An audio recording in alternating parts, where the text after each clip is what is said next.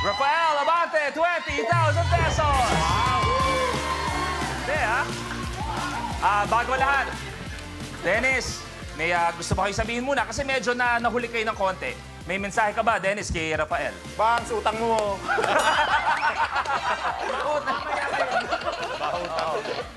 Migs, dahil nga medyo nahuli kayo ni Dennis, may gusto ba kayo sabihin kay Rafael? Kasi parang wala nang ano sa kanya to eh. Basta wala siyang pakialam sa inyo. Hindi pa tapos ang laban, ha?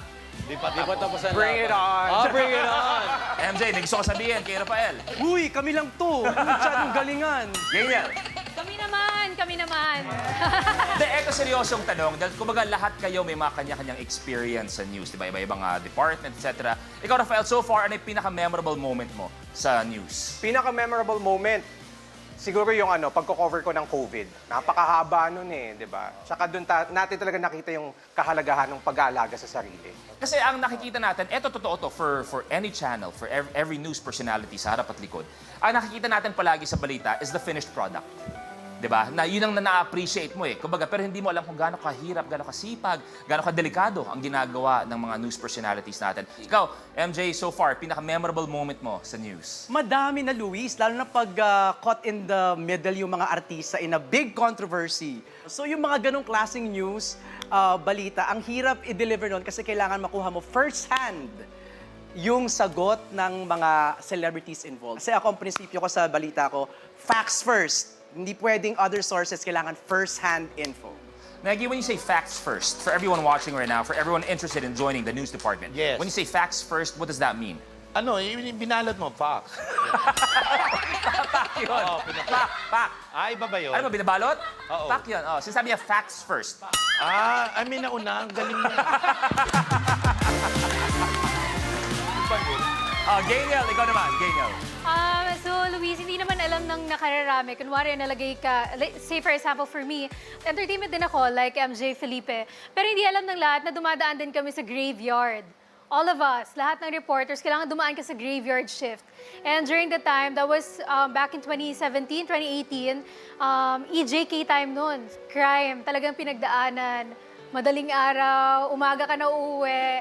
Talagang iba yung experience. It takes a toll on you. Whether, Yes, di ba, yes. mentally and physically, meron Yes, talaga. yes.